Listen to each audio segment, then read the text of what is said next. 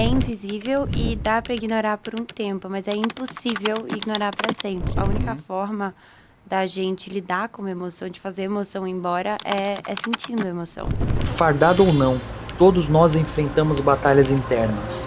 Neste episódio, vamos falar sobre a missão mais difícil: olhar para si mesmo, assumir as suas vulnerabilidades e vivenciar todas as suas emoções.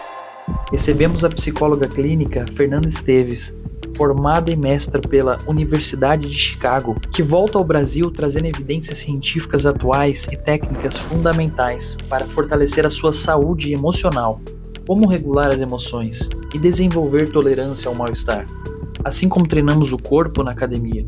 Venha com a gente nessa jornada de autoconhecimento e resiliência. Brasil na escuta, a sua saúde é prioridade. É muito importante não ficar sozinho com esse tipo de sentimento. Assim, muitas pessoas têm a crença de que sentir essas emoções ruins e de que pedir ajuda é um sinal de fraqueza, né? Nossa biologia não foi feita pra gente lidar com as coisas sozinhas. É se permitir sentir, ao invés de tentar reprimir. Se você tá tolerando o mal-estar demais, na verdade você não tá tolerando o mal-estar, você tá se esquivando das suas emoções, assim. E é insustentável. Isso vai acabar explodindo numa briga, ou seja, em sintomas físicos. Então, se permitir sentir todas as emoções, sabendo que elas são transitórias e que a única forma de fazer elas passar é sentindo. Brasil na escuta, começa agora. Fala, tropa, seja bem-vindo a mais um episódio do Brasil na Escuta, um espaço reservado para olhar atento à saúde mental e ao bem-estar. E hoje, mais um episódio muito especial. A gente da divisão, a gente está dedicado em trazer um conteúdo esclarecedor, informativo, que quebre paradigmas. E hoje aqui a gente conta com a presença da psicóloga clínica Fernanda Esteves.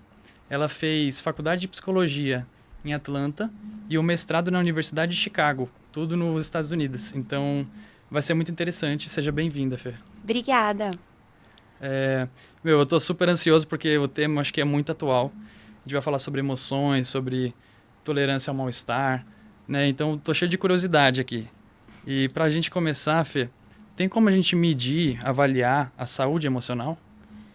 Com certeza, assim como a saúde física, o corpo vai dando sinais de que a gente não tá bem, assim. Até quando a gente, na nossa cabeça, não identifica, tipo, não reconhece que a gente não tá bem emocionalmente, isso acaba refletindo no corpo.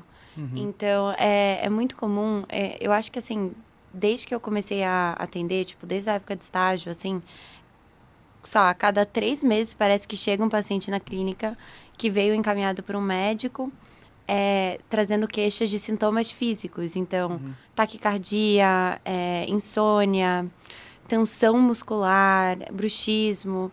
Então, até quando a gente não percebe que o nosso emocional não tá bem, e na maior parte das vezes a gente acaba percebendo mesmo, tipo, que emocionalmente a gente não tá legal, o nosso corpo vai dando sinais físicos.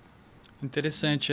Isso é o que chama de psicossomático, essa questão do emocional impactar no físico? Exato, exatamente. Eu tava até lembrando, assim, por acaso, eu tava lembrando que, assim, eu tenho um hobby de jogar basquete, né, com os amigos, uma vez por semana, quando dá. Eu tava lembrando que, uma das últimas vezes que a gente foi jogar, teve um amigo nosso, ele chegou, tava com a mão toda rasgada, assim, ele tinha caído, enfim, vacilou. Ele tava com a mão toda rasgada, e aí, todo mundo viu, assim, pô, você vai jogar assim, vai machucar mais, tava tudo aberto, assim, sangrando. E eu percebi isso, eu fiquei pensando, isso é uma forma da gente estar avaliando a saúde física dele, né? Assim, um alerta, pô, as pessoas se preocupam, interagindo. E quando é emocional, a gente não vê, né? Uma coisa invisível, assim. Então, como que a gente vai perceber? Porque às vezes a pessoa, ela pode estar com um sorriso no rosto, né? A gente sabe, na clínica a gente vê, a pessoa parece estar muito bem, com a simpatia pura, só que internamente ela não está bem. Então é muito mais complexo, assim, avaliar, né? Como que as pessoas conseguem avaliar e a própria pessoa que sente perceber que ela não está bem, né? Assim, é invisível e dá para ignorar por um tempo, mas é impossível ignorar para sempre, sabe? A única forma da gente lidar com uma emoção, de fazer a emoção ir embora, é sentindo a emoção. Então, é se permitindo chorar, é se permitindo ficar mal, é se permitindo sentir raiva. Interessante. Se permitindo sentir até aquelas emoções um pouco mais feias, um pouco mais polêmicas, sabe? Tipo, ciúmes, inveja, Sim. vergonha, culpa. Tá tudo bem sentir. Tá tudo bem. Inclusive, todos os seres humanos sentem essas emoções. E então, assim, a pessoa que ela é emotiva, que é mais sensível até, isso é um sinal, é preocupante? Esse é um mau sinal ou não? Assim, ser emotivo é uma coisa ruim? Não necessariamente, assim. Eu acho que todas as características, se a gente olhar bem, dá pra ver ela como uma vantagem, tipo, como uma qualidade, e também como uma desvantagem, né? Um defeito. Então, tipo, uma pessoa muito sensível, se ela conseguir canalizar essa sensibilidade, ela pode acabar tendo muito sucesso, por exemplo, como psicólogo, né? Eu acho que para ser psicólogo, acho que você, enfim, do que eu te conheço, você também é uma pessoa mais sensível. Eu sou Sim. uma pessoa mais sensível, Sim. assim. Acho que é impossível estar nessa profissão e não ser. E outras áreas da saúde também, tipo, se você tá numa posição em que você tá cuidando do outro, ter uma sensibilidade, ser uma pessoa mais sensível te permite perceber melhor o emocional do outro, se conectar melhor com as pessoas. Às vezes, uma sensibilidade também pode se tornar uma motivação muito grande para você fazer uma coisa muito especial, assim. É muito comum ver pessoas que passam por situações muito difíceis, pessoais, tipo, canalizarem isso, assim, e ajudarem pessoas que estão vivendo o que elas já viveram, sabe? Por entender a importância, reconhecer essa dor, Aham. né? Sim. Então, a emoção, ela pode ser útil até para comunicação, para relacionamentos. Com certeza, assim, eu acho que tem 3 funções, assim, bem interessantes das emoções, né? As emoções, elas são uma forma de comunicação com nós mesmos. Então, tipo, elas dão sinais pra gente de que, poxa, eu gosto disso, eu não gosto disso, isso me faz bem, isso me faz mal. Essa é uma pessoa com quem eu quero passar mais tempo, essa é uma pessoa que eu quero passar menos tempo. Isso quando a gente acessa a emoção. Exato. Quando a gente se permite sentir, quando a gente consegue se observar. Elas são uma forma de comunicação com o outro. Então, tipo, se eu fizer uma cara de pânico, é uma coisa que você vai interpretar que é pânico aqui, você que me conhece, que fala português, que é brasileiro. E se eu fizer uma cara de pânico no Japão, a pessoa também vai entender que tem alguma coisa de errado, que é um sinal Universal, de né? perigo. Exato. E isso para todas as emoções principais, assim. Tipo, uma cara de tristeza também. Uma cara de felicidade também. Então, a pessoa que tem dificuldade de reconhecer a emoção do outro, isso pode trazer uma dificuldade de habilidade social, de Claro, é relacionamento. impossível se conectar com o outro se você não tá se conectando com as emoções também, né? Que a emoção tá muito na nossa essência. Assim, até, tipo, é impossível a gente acessar o nosso código de ética, os nossos valores, né? Tipo, aquelas coisas que dão sentido pra nossa vida, se a gente não tá acessando as nossas emoções, né? Porque é uma coisa subjetiva, tipo, que me dá sentido é diferente do que te dá sentido, é diferente do que dá sentido pra qualquer um, assim. E por ser uma coisa tão pessoal, tem a ver com o nosso lado emocional. Verdade. Então, assim, se a gente é muito racional, isso não é uma coisa saudável, ser só racional. Sim, a racionalidade, ela é muito importante. Agora, pra gente realmente, tipo, agir com sabedoria, assim, a gente precisa tanto considerar o lado racional quanto o lado emocional, assim. É impossível de ignorar as emoções e ficar só com a racionalidade, né? A gente não consegue, usando a racionalidade, criar uma emoção e nem, tipo, fazer uma emoção desaparecer só com racionalidade. É só... Enfim, o lado emocional quase que funciona de forma independente, assim. Obviamente, a racionalidade pode ajudar a gente a decidir se a gente vai agir em cima daquela emoção ou não. E aí, realmente, é muito importante. Mas o sentir não é uma coisa que a gente controla com a racionalidade. Legal, aqui já cheio de spoilers pro nosso assunto. Sim. Porque eu sei que dá pra fazer um episódio de cada emoção, né? É muita Com coisa. certeza.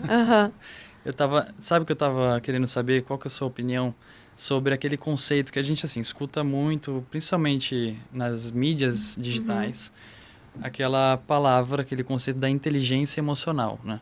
E eu fico pensando, assim, sinceramente, sem polêmicas, né? Mas já colocando uma polêmica aqui. Me parece que falar assim, claro, muita gente nem não é intencionalmente, às vezes a pessoa é leiga no assunto, mas quando a gente olha para os estudos e tudo das emoções, regulação emocional, a inteligência emocional parece estar falando muito mais da razão, porque de uma forma leiga a inteligência é mais estatística, assim, tudo. E, não sei, será que isso de alguma forma pode acabar representando, até contribuindo para esses estigmas? Esse nome, assim, o que você acha? Dependendo da interpretação das pessoas, claro.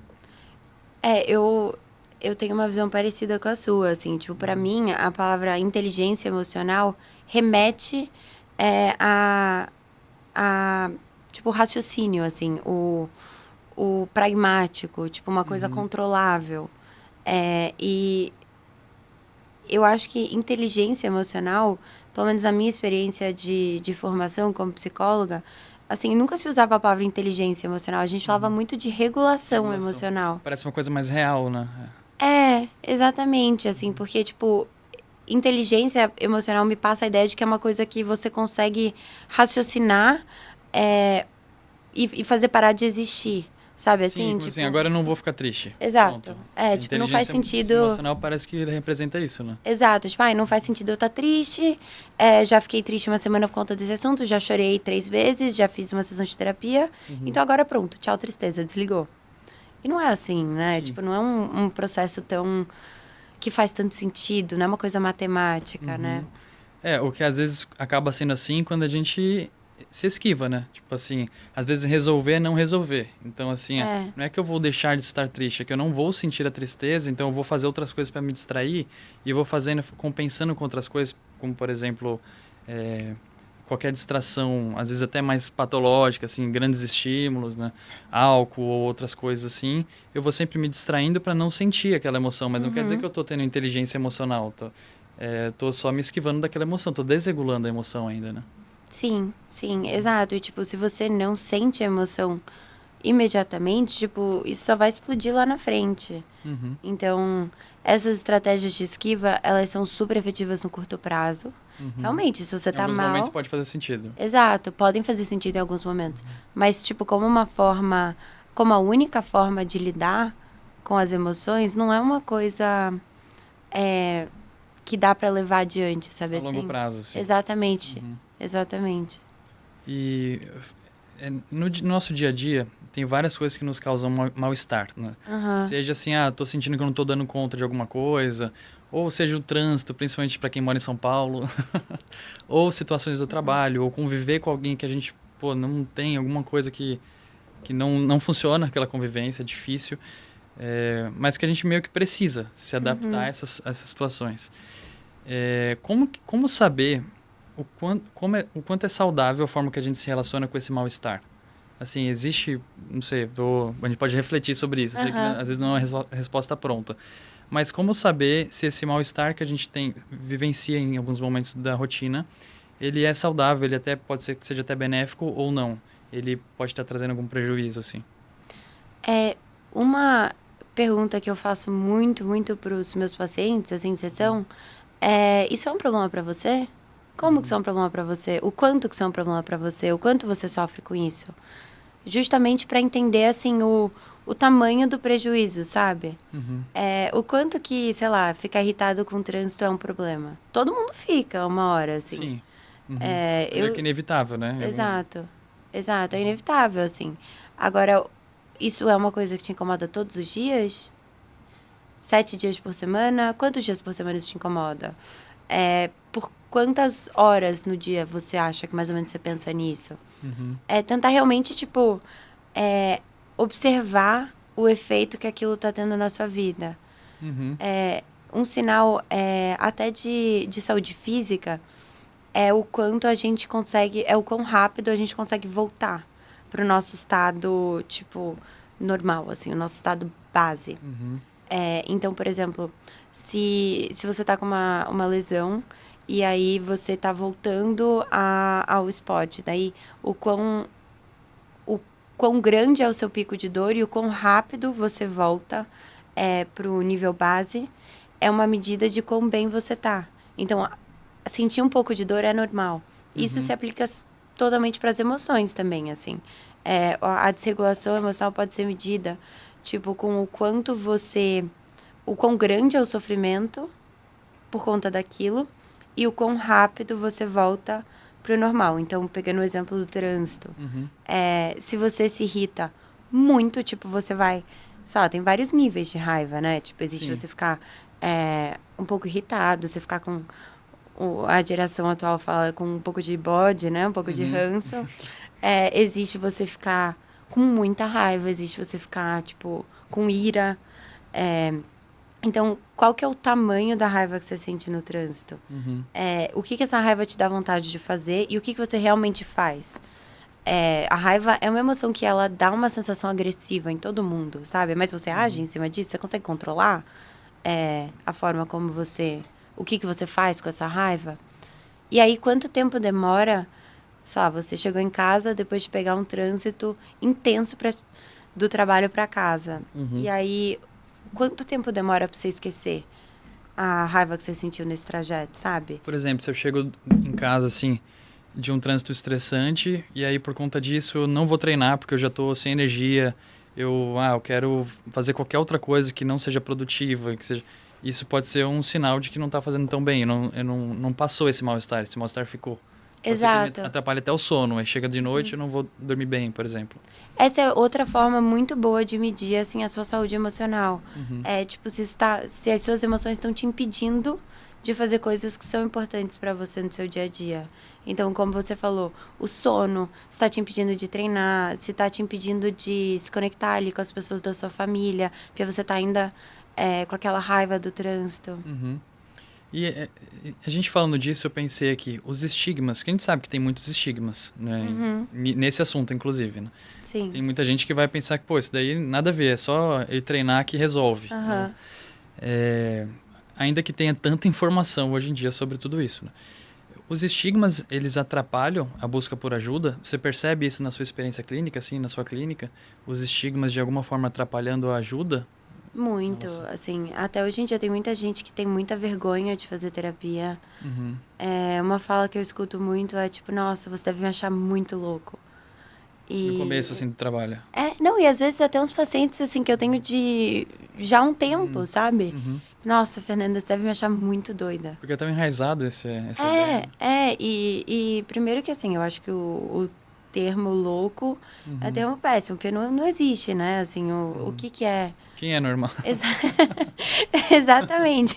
De perto ninguém é, ou seja, normal não existe, né? Sim. E eu vejo muitos pais também se sentindo muito culpados de ter que buscar ajuda para os filhos. Eu trabalho... Como se eles não tivessem cumprindo a função deles, de pai? Exato. Tipo, eu atendo hoje criança, adolescente e adulto. E com as crianças e os adolescentes, eu preciso ter contato com os pais, né? Pelo paciente ser menor de idade. Então, essa semana mesmo, assim, eu escutei de mais de uma mãe falando, tipo, ai, nossa, eu não consigo dar conta disso.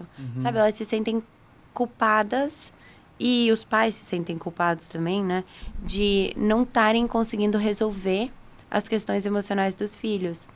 E aí eu sempre trago a fala, tipo, se o seu filho tivesse com uma virose, você iria se sentir culpado de levar ele no pediatra? Perfeito. Não, assim, levar no pediatra é a sua responsabilidade como Normal, pai. né? Você dar conta é levar no pediatra. Eu pensei aqui deixar a criança em um esporte, por exemplo, fazer academia, fazer, sei lá, natação, que eu não atendo criança, tá? Mas isso também ninguém tem vergonha de fazer isso, né? De levar a criança para uma atividade física. Porque o cuidado com o corpo é muito normal, assim. Sim. Mas o cuidado emocional, da saúde mental, a gente ainda está construindo isso, né? Com certeza. Tipo, nenhum pai vai virar e falar, nossa, eu me sinto muito culpado porque eu tive que colocar meu filho na aula de natação porque eu não dei conta de ensinar ele a nadar. Exato. Não. O normal, o mais aceito é você... Acho que a maioria das pessoas que sabem nadar não foram os pais que ensinaram, sabe? Sim. E assim como até é legal a gente compartilhar isso, né? Que na terapia, assim, parte da terapia também existe esse trabalho de... É como se fosse um treino, assim, a gente também tem muitas coisas para aprender nesse lugar, né, na terapia. Principalmente porque a gente não vê esse assunto na escola. Sim. Não tem aula de saúde mental, né? Sim. Talvez um dia tenha, porque realmente a gente cresce com muitos estigmas. Isso não vai só do ambiente familiar, né? É uma coisa cultural, assim.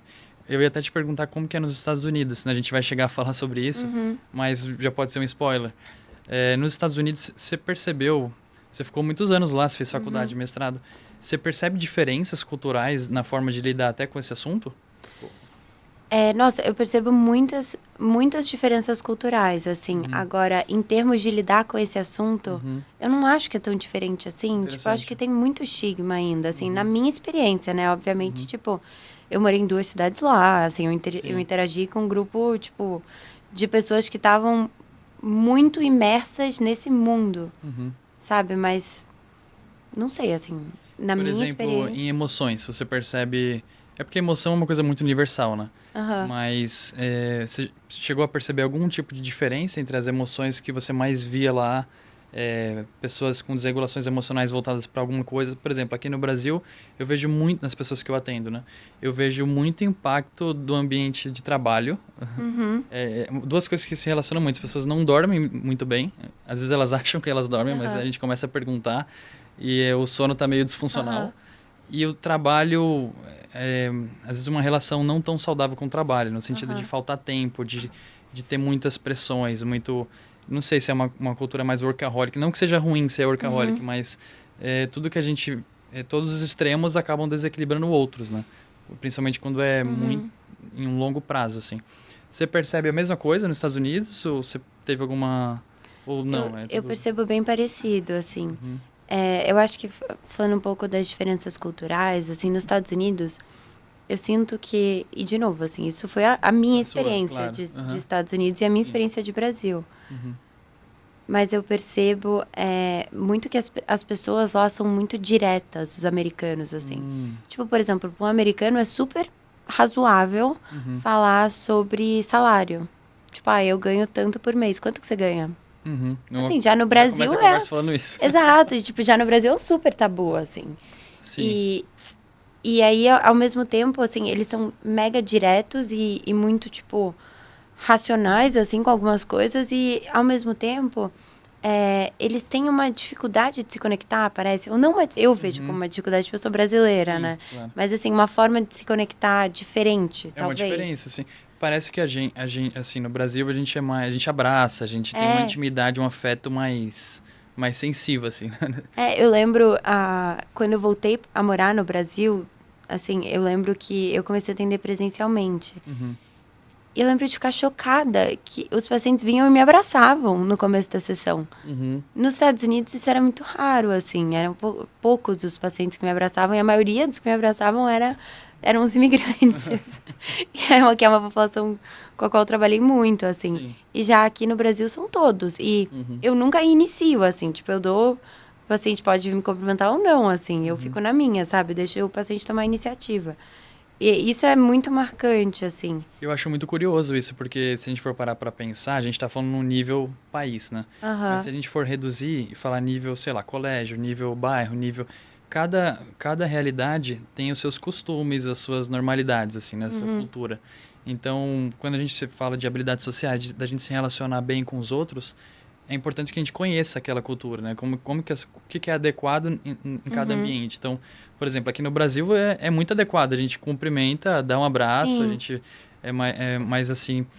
Talvez em outras culturas, como você colocou um pouco por cima, assim, nos Estados Unidos, às vezes fazer isso pode soar meio... Meu, calma aí, eu nem te conheço. Sim, e nos Estados Unidos é muito engraçado, porque acho que explicaram para o nosso público, né, que não é um público de psicólogos, mas os psicólogos, especialmente no começo de carreira, a gente faz supervisão, né? E no mestrado, eu fazia supervisão toda semana com a mesma pessoa. Então, é 1 hora que eu sento com essa pessoa e, tipo, abro pra ela como estão os meus atendimentos, como eu tô me sentindo, assim. É quase que uma terapia pro psicólogo. Sim. Sobre a terapia, né? Então, assim, é uma conexão super íntima. E era uma americana que fazia a minha supervisão, né? E, tipo, americana nascida e criada nos Estados Unidos. E era online. E aí, depois de, sei lá, meses, assim, dela fazendo supervisão, ela veio pra Chicago e eu conheci ela presencialmente. E eu lembro que ela me perguntou, tipo, eu posso te dar um abraço? E pra mim era, tipo, óbvio, sabe? Assim, eu abro meu coração pra você toda semana. Sim, Como que você não vai me dar um abraço, sabe? E já no Brasil, é o que você falou, o normal é, tipo, chega um psicólogo novo pra trabalhar na clínica, ele vai lá e cumprimenta todos os outros psicólogos, Sim, sabe? cumprimenta com um beijinho, com um abraço.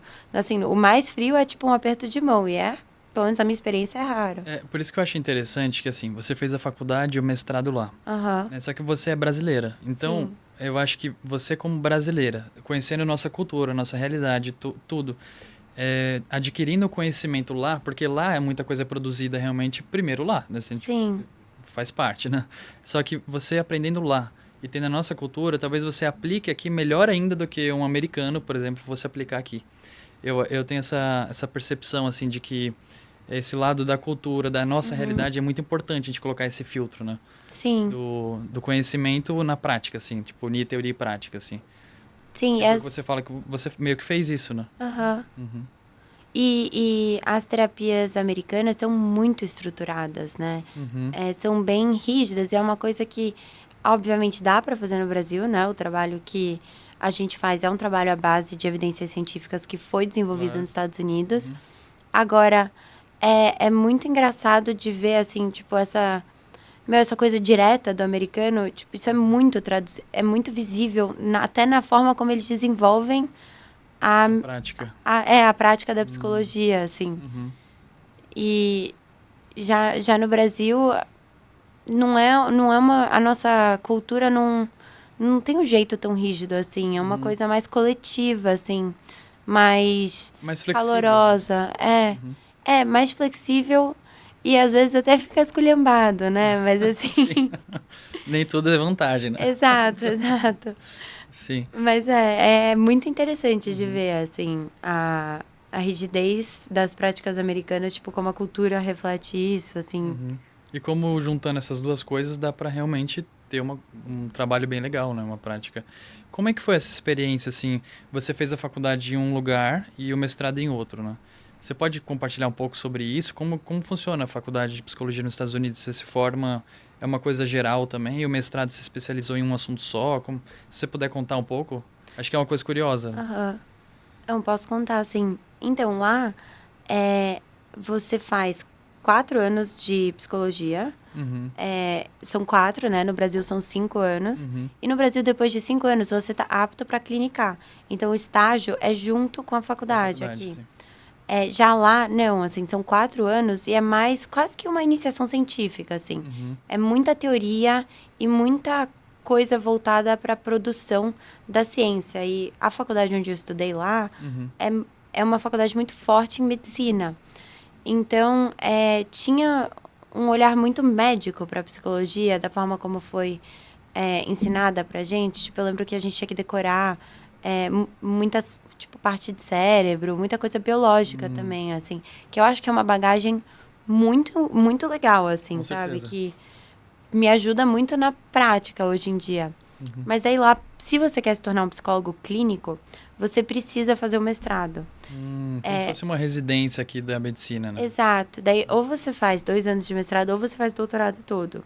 Uhum. É tipo mestrado e já emenda no doutorado, assim.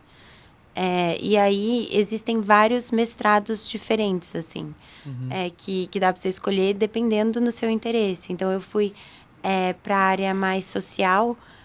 Eu tive uma professora que ela explicava essa parte social de uma forma bem clichê, assim, mas eu acho que ajuda.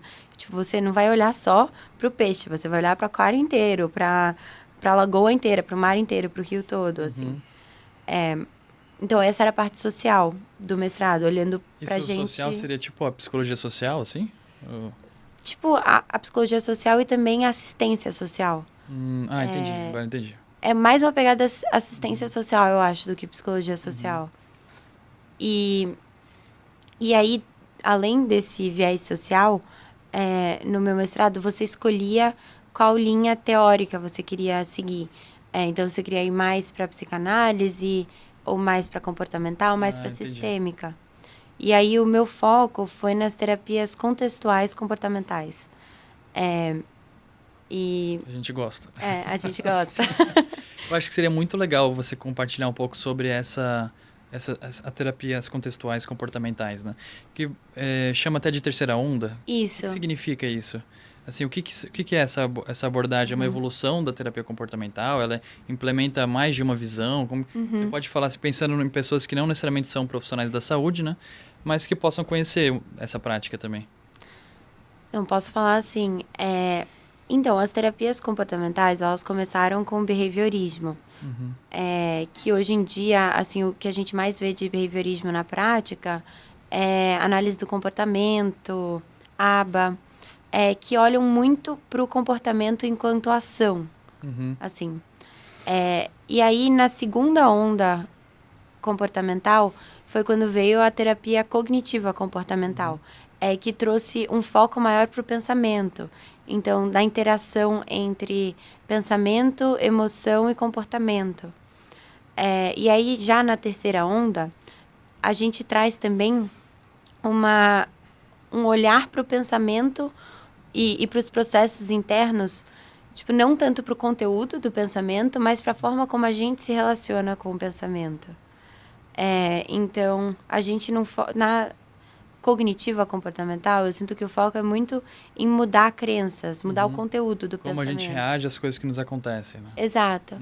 E já na contextual comportamental, a gente olha para como que a gente lida com aquele pensamento, com aquela emoção, sem reprimir e sem necessariamente mudar. Só reconhecer um pensamento, como uma coisa que é uma sensação do cérebro, que não é necessariamente verdade e que não necessariamente tem a ver com a realidade, tipo, e não ter que mudar aquilo para agir de acordo com seus valores, para tentar se aproximar e criar uma vida que você queira viver, assim, tipo, veio fazer enquanto você sente. Por isso eu acho que eu foquei tanto no falando sobre como reconhecer, assim, quais que são os sinais de que você está emocionalmente bem, essa coisa da funcionalidade, né? Tipo, se você está conseguindo fazer as coisas que são importantes para você. Parece essa a ideia da ideia da aceitação, assim, né? A terapia contextual comportamental, terapias contextuais comportamentais. Para a gente tentar colocar uma leitura de que as pessoas que estão assistindo possam, né? Claro, a gente vai trazer técnicas, por exemplo, existem técnicas para... A gente começou falando de emoções e mal-estar, né? Existem técnicas para tolerar o mal-estar, para regular a emoção. Em algum momento do episódio a gente pode falar um pouco sobre essas técnicas. Você acha que dá para ensinar, assim, alguma coisa? Claro, dentro das terapias contextuais comportamentais, assim, as que eu mais estudei no período do mestrado foi a terapia de aceitação e compromisso e a terapia dialética comportamental. Dentro da terapia dialética comportamental, a gente tem um treinamento de habilidades. Então, uma pessoa que vai fazer o programa completo da DBT, né, que é a abreviação dessa terapia em inglês, essa pessoa vai fazer terapia individual uma vez por semana e, além da terapia individual, ela vai participar de um treinamento de habilidades, que é algo entre um grupo terapêutico e uma aula, aonde, em formato de grupo, assim, um psicólogo ensina para os pacientes habilidades mesmo, para conseguir regular suas emoções, para conseguir ter relacionamentos que são prazerosos e que fazem bem, para a pessoa conseguir prestar mais atenção ao momento presente, porque muito das terapias contextuais comportamentais são informadas pela... É como se pegasse toda a bagagem das terapias comportamentais da primeira e da segunda onda e adicionasse a aceitação e a orientação para o momento presente. Acho muito legal isso. Eu acho demais. Eu adoro, assim. Sim. Eu acho muito real, assim. Eu acho que vai ser muito legal a gente, quando chegar no momento da gente compartilhar essas práticas. Quando a gente fala disso, do treinamento de habilidades, então ele pode ser uma coisa isolada da terapia. Tipo, dá para a pessoa fazer terapia e ainda participar do treinamento de habilidades. O treinamento de habilidades é como se fosse um curso? Isso. Assim, não é bem um curso, é um treinamento de habilidades. Eu acho que não existe nada como... nada como ele. Mas é uma assim. coisa que tem início, meio e fim? É uma coisa que tem começo, meio e fim.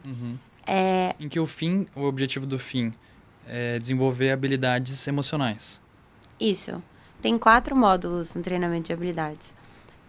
Tem um módulo de mindfulness, que em português é atenção plena, onde o paciente aprende a focar no momento presente, desenvolve habilidades de concentração, de realmente ver a realidade como ela é, assim, conseguir separar o que é interpretação e o que é, de fato, assim, a realidade. Porque muitas vezes o sofrimento humano é causado pela nossa interpretação da realidade, pela nossa antecipação de um futuro que nem aconteceu ainda, ou então por a gente estar remoendo um passado que já passou, que a gente não consegue mudar. Então esse São coisas que a gente cria, né? Problemas que a gente cria mesmo. Exato. Distorcendo a realidade e trazendo sofrimento. Aham. Uma das frases mais marcantes da terapia dialética para mim é: o sofrimento humano é causado muitas vezes pra gente estar preso em um passado que a gente não consegue mudar e um futuro que não chegou ainda. Então, por isso, Nossa, foca real. no momento presente. Parece que quando a gente foca no agora, tipo, nesse instante aqui agora, parece que fica mais leve, assim, né? E assim, até se o agora estiver péssimo. Assim, pelo menos você vai ficar só com o péssimo do agora. Você vai abrir mão do péssimo do passado e da antecipação de um péssimo do futuro. Então, assim, pensando que aí tem 3 partes de sofrimento. Você tá abrindo mão de 2, sabe? Fica uma coisa muito mais tangível, assim. E realmente a única coisa que a gente consegue influenciar é o agora, né? Então, o primeiro módulo é esse, de atenção plena. Daí, a gente tem um módulo de regulação emocional, onde a gente aprende a lidar com as emoções negativas, então desenvolver um relacionamento melhor com elas, porque é impossível eliminar elas da vida, né? Elas fazem parte da vida. E a Eu gente... acho que quem tá assistindo já tem que estar com isso claro, hein? já tem... Porque realmente, eu acho que parece uma coisa simples, mas entender isso muda a forma que a gente se relaciona com as emoções. Sim, a gente Desculpa deixa... até ter te interrompido. Imagina. A gente deixa de ter medo, né? De sentir as coisas ruins. Sim. De achar que, tipo, nossa, só porque eu tô mal, eu tô muito mal, é o fim do mundo. E, obviamente, nesse módulo a gente também fala sobre como ter mais emoções positivas. Nesse módulo de regulação emocional, é ensinado também, por exemplo, regular a ansiedade ou um ataque de pânico. A pessoa que participa desse treinamento, e vamos supor que ela vivencia esses sintomas, assim. Sei que a ansiedade ela é um guarda-chuva que tem várias hastes, né? Mas, por exemplo, nessas duas que são coisas que eu vejo muito na minha clínica, né? Você deve ver na sua também, mas pessoa que tem dificuldade em lidar com a ansiedade de uma forma que ela tem prejuízos. Como, por exemplo, ela fica ansiosa, mas ela não consegue ir bem nas provas, ou ela não consegue falar no trabalho, apresentar um trabalho em grupo. Ou, aí no outro exemplo da crise de pânico, a pessoa que ela acha que ela vai ter um infarto, e aí ela vai no hospital e a pressão tá normal, tá tudo normal. Ela passa no cardiologista, passa em tudo, ela tá bem, mas ela tá tendo esse sintoma do pânico. No treinamento, essa parte do módulo de regulação emocional é indicado para essas pessoas? Com certeza, assim, eu acho que os 4 módulos, eles conversam muito bem entre si, eles se complementam para ajudar as pessoas a lidarem com esses tipos de quadro, ou então com quadros de depressão. O treinamento é super efetivo para isso também. Muito interessante. Eu acredito que, inclusive, muitas pessoas nem vão conhecer esse treinamento aqui no Brasil. Não sei se você tem essa impressão. Eu ia até te perguntar isso. Você ainda vai falar dos outros 2 módulos, né? Mas você percebe falta de alguma prática aqui no Brasil que você aprendeu lá fora? Sim, eu acho que aqui no Brasil as pessoas conhecem muito a terapia cognitiva comportamental, mas não tanto as contextuais comportamentais. Eu acho que os Estados Unidos está um pouco à frente nisso, mas eu acho que as contextuais estão crescendo no Brasil e a tendência é que cada vez cresçam mais, assim. Mas, pra falar a verdade, eu acho que a maioria das pessoas que não são psicólogos nem sabem direito, assim. A diferença, né? E nem sabem qual que é a terapia que o próprio psicólogo faz. Isso não aconteceu já? Tá tudo bem também não saber, né? Exato. Exato, assim, se tá fazendo bem pra você, tá fazendo bem pra você e tá ótimo. Mas eu acho interessante, assim, se perguntar, se informar sobre, enfim. Eu sou apaixonada por esse assunto. Eu acho interessante divulgar esse espaço desse grupo, desse treinamento de habilidades. Inclusive, você abre vagas, você divulga você trabalha com isso também de forma particular? Sim. Caso alguém se interesse, assim. Trabalho. Eu amo trabalhar com treinamento de habilidades, assim. É uma coisa que eu faço já... Eu acho que a primeira vez que eu conduzi o treinamento foi em 2022, não sei. Não lembro exatamente quando foi. Mas desde que eu comecei, eu não parei, assim. Tipo, eu lembro que desde a primeira vez que eu dei, desde então, quase todas as semanas da minha vida, Sim. eu dei um É treinamento importante de eu falar que habilidades. essa é uma pergunta mais, como é que fala? Retórica. Aham. Porque, assim, eu já até fiz o treinamento de habilidades com a Fê, né? Mas acho que é importante falar sobre isso, porque eu Aham. conheço muitas pessoas, inclusive pacientes que eu já acompanhei, que não conheciam o treinamento de habilidades. Então, a gente deixa até depois na descrição do episódio, vai ter o contato dela para quem se interessar em entender mais, né? Você pode falar dos outros 2 módulos? Claro. Então, eu falei de Mindfulness, que é atenção plena, que é um módulo base, assim. Inclusive, o treinamento de habilidades repete esse módulo algumas vezes. Porque a ideia aqui é que os pacientes super aprendam as habilidades para elas estarem muito acessíveis no momento de crise. Super aprender, o que eu quero dizer com isso? É tipo você aprender aquela coisa tão bem que se, sei lá, 2 da manhã eu te acordar e falar, ó, como que a DBT vê a sabedoria? Você imediatamente vê assim, é a razão e a Já aprendeu emoção. tanto que você nem vai nem precisar Exato. ter esforço para fazer aquilo. Exato, que venha automaticamente, assim, porque só assim a gente vai conseguir usar a habilidade no momento de crise. Sim. É muito difícil pensar quando a gente está cheio de emoção. Mas enfim, eu falei do módulo de Mindfulness, que é a atenção plena, que é o módulo central. Falei de regulação emocional. E aí a gente tem o módulo de tolerância ao mal-estar, onde a gente aprende a sobreviver a crises sem piorar as coisas. E eu acho é engraçado até a forma como a DBT coloca, né? Esse sem piorar as coisas. Porque a gente enfatiza para os pacientes que, às vezes, só de você não piorar as coisas já é uma forma de ver que você teve sucesso com o seu uso de habilidade, sabe? Que tem algumas crises que a gente não consegue controlar, né? Que são coisas que estão acontecendo muito fora do nosso controle. Por exemplo, se você está passando por um luto.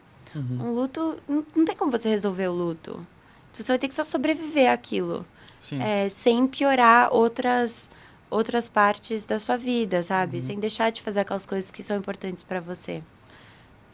E aí, em Tolerância ao Mal-Estar, a gente também fala sobre como solucionar crises que são solucionáveis. E fazer a distinção importante, né? Sobre o que está no nosso controle e o que não está.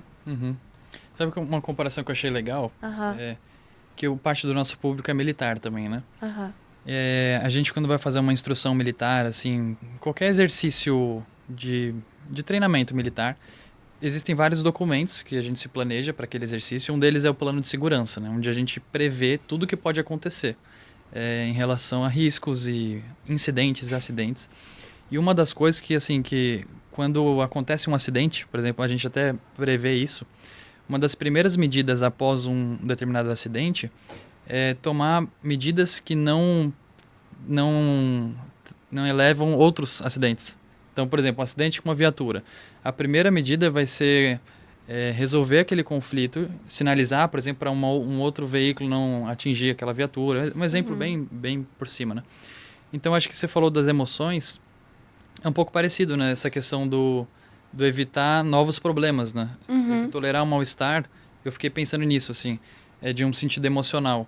A gente tomar atitudes ou ações que não vão piorar. Num exemplo de um conflito, não, de um acidente, por exemplo, de instrução, alguma coisa assim, a primeira iniciativa é essa, a gente tomar ações que não vão trazer outros problemas. Porque, às vezes, um acidente, ele pode gerar vários outros, se a gente não fizer essa medida, né?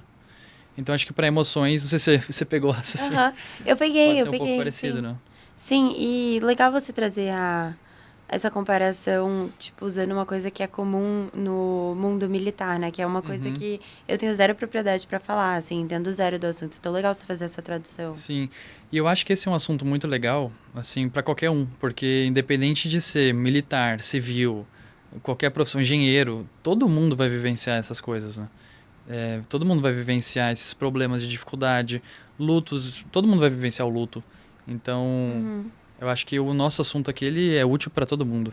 Inclusive, na DBT tem um foco muito grande nos terapeutas se tratarem. Então, por exemplo, para você dar o treinamento de habilidades, primeiro você precisa fazer ele. Então, todas as habilidades que eu ensino, eu já tive que colocá-las em prática. Então, todos os deveres de casa eu já fiz.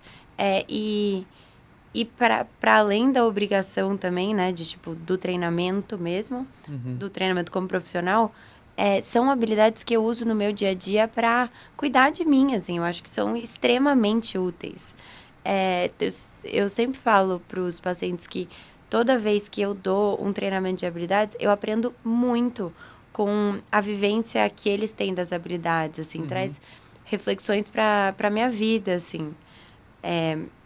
E Eu ia até te perguntar isso. Você já respondeu. Já fui direto para isso. Faltou um módulo só, né? Isso, então, eu falei de mindfulness, que é atenção plena, regulação emocional, tolerância ao mal-estar. E o último é efetividade interpessoal, que é um nome mega complexo para falar sobre como cuidar dos nossos relacionamentos. Então, como pedir coisas de uma forma efetiva, como dizer não de uma forma efetiva, como se relacionar com as outras pessoas, né? Como fazer o acolhimento emocional tanto dos outros quanto de você mesmo. E como achar, tipo, um meio do caminho, assim, entre o que a outra pessoa quer e o que você quer, sabe? Até como discordar do outro, né? Eu lembro Sim. de uma parte lá que você ensinou. Sim. Isso é muito interessante, porque a gente meio que precisa fazer isso o tempo inteiro, né? Pra se relacionar. Com certeza. E é impossível a gente transitar no mundo sem se relacionar com as outras pessoas, né? O ser humano é um bicho muito social. E os nossos relacionamentos são as coisas que mais afetam a nossa regulação emocional. Sim. Então, tem um módulo inteiro dedicado a cuidar dos relacionamentos. Eu acho que falar de emoção, assim, de regulação emocional e relacionamentos é uma coisa que interage muito, né? Inclusive, assim, se a gente for colocar homens, né? Querendo ou não, é o maior número de militares são homens. E é comum, assim, às vezes não ter muito espaço de falar sobre esses assuntos, assim, de emoções, de, pô, como você está se sentindo. É comum, às vezes, porque às vezes não é nem por um preconceito, às vezes é por um costume. Costume a gente geralmente se encontra para, sei lá, jogar futebol, para fazer várias coisas, fazer muitas coisas. E é até curioso, assim, até compartilhar, eu tenho um grupo de amigos que é até do exército, né? E a gente faz, assim, um encontro no mês, que a gente vai tomar um café da manhã junto, assim, na padaria. E é muito interessante, assim, quando a gente começou a fazer isso, eu comecei a conhecer melhor eles. Porque até então, assim, a gente se vê em eventos, em coisas assim, as conversas são muito superficiais, assim, no sentido, né? E quando a gente tem esses momentos, assim, parece que a gente tá falando de relacionamentos, né? Parece que a gente conhece melhor o outro. Quando a gente fica mais sensível a falar dessas coisas, assim, tira esses estigmas, né? Sim. E eu acho que a gente pode até falar um pouco agora da regulação emocional. Eu sei que a gente deu uns spoilers lá no começo, mas qual que é o papel de uma emoção? Será que a gente pode, pensei assim, explicar um pouco as funções de uma emoção? Sim, eu até comecei a falar disso no começo, né? Que as emoções, elas têm 3 funções, né? Sim. A comunicação de nós com nós mesmos, a comunicação nossa com o outro e a preparar a gente para a ação. Então, cada emoção, ela faz a gente ter vontade de fazer alguma coisa. Seja, tipo, a tristeza é uma emoção que faz a gente ficar um pouco mais retraído, um pouco mais reflexivo, dá vontade de chorar muitas vezes. A raiva dá vontade, motiva a gente pra ação, assim, então dá vontade da gente fazer alguma coisa. Não sei se você já teve experiência de, tipo, você tá meio cansado, assim, meio distraído, e acontece alguma coisa que te deixa raiva dá com um up, raiva. assim, né? Você Sim. desperta. Exato. Com certeza. Isso pode ser adaptativo em muitos momentos, né? Com certeza, com certeza. Sabendo canalizar, assim, pode ser uma coisa muito positiva. O medo coloca a gente, normalmente, numa posição de fugir.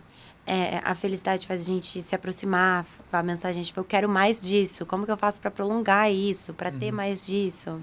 Sim, cada emoção tem uma função. E na sua experiência clínica, tem alguma emoção que você se depara mais dentro das queixas, assim, que você recebe? Dentro das demandas? Ansiedade é uma forma de medo, né? Ansiedade é medo do futuro. Então, é uma que aparece muito, muito. A culpa aparece bastante para mim também, nos meus Interessante. pacientes. Muita gente também, assim, eu sinto que eu tenho que normalizar algumas emoções, tipo, isso que você tá sentindo não é. Será que é raiva ou será que é ciúmes? Ou será que é inveja? Às vezes aparece, assim, emoções com nomes errados, tipo... É, E até a gente saber exatamente qual é a emoção é uma forma da gente começar a regular ela também, né? isso é uma das coisas que a gente mais trabalha, inclusive no módulo de regulação emocional. É como dar nome aos bois, sabe assim? E muitas vezes a gente sente uma emoção e daí a gente sente outra emoção logo em seguida, que é um conceito que a gente chama de emoção secundária. E daí a emoção secundária, ela mascara a primeira emoção. Mas partindo do pressuposto que para uma emoção ir embora a gente precisa se permitir sentir ela, é muito importante reconhecer qual que foi a primeira emoção. E se permitir sentir. Ou seja, uma desregulação emocional, na verdade, é quando se torna uma gama variada de emoções, né? Tipo, eu tô triste, aí eu fico Com com raiva raiva. porque eu tô triste, eu fico ansioso porque eu tô com raiva, ou fico com medo, e vai tudo se misturando, isso é desregulação emocional, né? Isso. Ou então, tipo, eu fico triste e daí eu fico com vergonha de estar triste porque eu tenho uma crença de que a tristeza é um sinal de fraqueza e eu não posso sentir isso. E daí a vergonha faz a gente ter vontade de se esconder, de esconder alguma coisa. Então, a gente esconde essa emoção até de nós mesmos. E aí, a gente vai reprimindo a emoção e reprimir as emoções não dá certo. Né? Tipo, mensagem principal do episódio. Sabe que na minha clínica o que aparece muito eu até fiz isso de entender as maiores queixas assim, em relação a isso, né? A ansiedade tá no top 1 assim, das emoções. Sim. E a irritabilidade aparece bastante, assim. Eu tô focado em adultos, né? E vejo bastante pessoas compartilhando como dificuldade, assim, lidar com a irritabilidade. E você poderia trazer alguma dica para como lidar melhor com a irritabilidade? Ou quando perceber que a irritabilidade, ela tá... Acho que isso já ficou claro, né? Quando não tá saudável. Mas tendo já percebido, que acho que as pessoas elas entendem quando já passou do ponto, porque elas recebem feedback das outras pessoas, né? Sim. Pô, você tá muito irritado, né? E tem alguma dica para lidar com isso? Acho que tem duas coisas que eu quero falar sobre isso, assim. A primeira, eu acho que tem a ver com entender a causa, assim. Será que eu tô realmente muito irritado com o trânsito? Ou será que tem alguma outra coisa na minha vida que tá me incomodando, mas só que é mais fácil eu ficar irritado com o trânsito, porque na verdade, se eu fosse ficar irritado com essa coisa mesmo, seria muito difícil de resolver. Tipo, vamos supor, cara, o problema é o casamento, mas, poxa, se eu reconhecer que eu tô chateada com o meu casamento, eu vou ter que desmanchar meu casamento, uma terapia de casal, isso vai dar muito trabalho. Vai dar trabalho, vou ter que falar sobre o que eu sinto pra pessoa. Exato. Então é mais fácil só ficar irritado com o trânsito. Isso é um processo que muitas vezes acontece de forma subconsciente. Então, entender da onde que tá vindo essa irritabilidade. Ou seja, onde o sintoma pode ser só a pontinha do iceberg, né? Como a gente fala. Exato. Realmente, o problema pode ser mais embaixo. A regulação pode acontecer antes. Não no pico da explosão, né? Mas antes. Sim. E aí, entendendo isso, assim, entendendo da onde vem, é insustentável a gente só trabalhar com o sintoma, né? A gente precisa trabalhar com a causa. É que nem, tipo, você tá... com uma doença, que um dos sintomas dessa doença física é dor, e você só ficar tomando Novalgina. Tipo, a Novalgina mascara o sintoma, ela não cuida da causa. Então, a gente precisa cuidar da causa.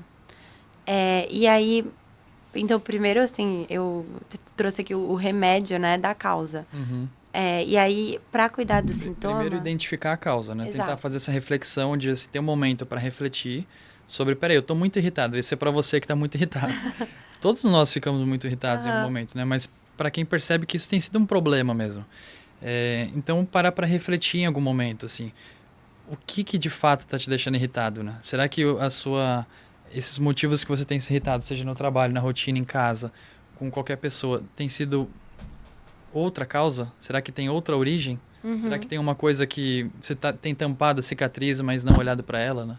Sim. Sim. Primeiro passo, então, identificar. Identificar a causa e trabalhar a causa.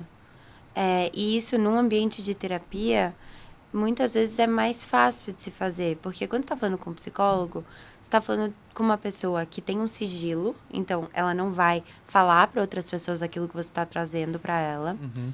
E com uma pessoa com a qual você não precisa se preocupar com o que o seu psicólogo está sentindo. Você não precisa ficar cuidando do seu psicólogo durante a sessão. Muitas vezes, quando a gente, por exemplo, você está tendo um problema dentro da família, você vai desabafar com seu irmão, poxa, é uma pessoa que também está vivenciando aquele problema. Ele está com viés ali. E não só ele está com viés, então ele vai dar, tipo, a visão dele, como você também talvez vai ter que cuidar das emoções dele, sabe? Porque talvez falar daquele assunto vai ser uma coisa que também vai ser difícil para ele. Então, falar com um psicólogo tem essa vantagem de não ter cuidado do psicólogo e também é uma pessoa que está só vendo a sua opinião sobre o assunto, a sua visão, assim. Então, todas as devolutivas que o psicólogo vai te dar é baseado na história que você está construindo. Então, tipo, é uma forma até de você entender melhor a sua própria narrativa. Eu até falo, às vezes, tipo, olha, eu tô te trazendo essa interpretação aqui com base no que você tá me trazendo. Tipo, eu não falei com mais ninguém que tá envolvido nessa situação. Sim.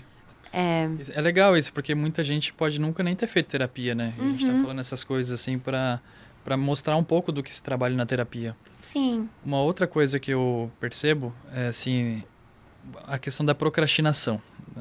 Eu sei que a procrastinação não é uma emoção, né? Me corrige se eu estiver Não é uma errado. emoção. Mas a procrastinação, ela pode ser a consequência de uma desregulação emocional? Com certeza. A procrastinação é uma forma de lidar, né? É uma ação. É tipo a esquiva que a gente estava discutindo, tipo, quando a gente começou a conversar, né? Que é fugir do... Exato, esquiva é você fugir de alguma coisa. E existem várias formas de esquiva.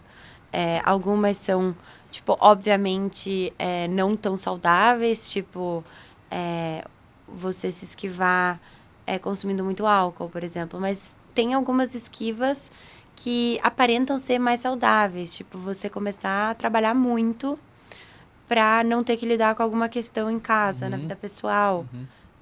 Você consegue pensar em mais algum tipo de... Sim, não, eu tava pensando também quando a gente não consegue ficar parado. Assim, uma causa, né? Assim, não parado, mas a gente não consegue ficar com tédio. Tipo, a gente não consegue lidar com tédio. Naquele sentido de que, assim, não tenho compromisso agora, não tenho... Eu já posso falar até de mim, às vezes. Por exemplo, eu não tô em horário de atendimento, eu já treinei, eu já fiz tudo que eu tenho para fazer, mas parece que ficar sem fazer nada dá um incômodo, dá uma... E aí, às vezes, se eu mesmo, quando não me percebo, às vezes eu acabo querendo fazer alguma coisa só para sentir que eu tô sendo produtivo. E eu percebo muitas pessoas compartilhando isso também. Acho que o estilo de vida atual, ele é um estilo que meio que pressiona a gente a estar sendo sempre produtivo, né? Então isso pode ser uma forma também, né? Com certeza. De esquiva, uma esquiva ao contrário, assim, mais ou menos. Sim, quando você tá bem com você mesmo, com a vida, você consegue ficar sem fazer nada. É saudável ficar sem fazer nada. Tá tudo bem, às vezes, ficar sem fazer. Até é bom, né? Ter esse momento. Traz uma paz. Mas aí, né, a gente falou aqui da importância de entender a causa. Sim. Mas uma coisa que a gente pode fazer para o sintoma da irritabilidade é tudo muito baseado em se observar, né? Tudo das terapias contextuais é muito baseado em você olhar para dentro, olhar para o momento presente. Mas é você perceber que você está começando a ficar irritado e você congelar. Assim, congelar. Tipo aquele jogo de criança, sabe? Estátua. Tipo, tá tocando a música ali, daí pausa a música, você faz uma estátua. Então, você tá na mesa, você vê que o pessoal tá falando de um assunto que é um assunto que te irrita, e você congela. Para de falar, olha para um ponto fixo, assim, que não é a cara de ninguém. Congela, só fica parado. Para quebrar aquele ciclo de emoção-ação, sabe? Então, para quebrar a impulsividade. E aí você vai dar um passo para trás.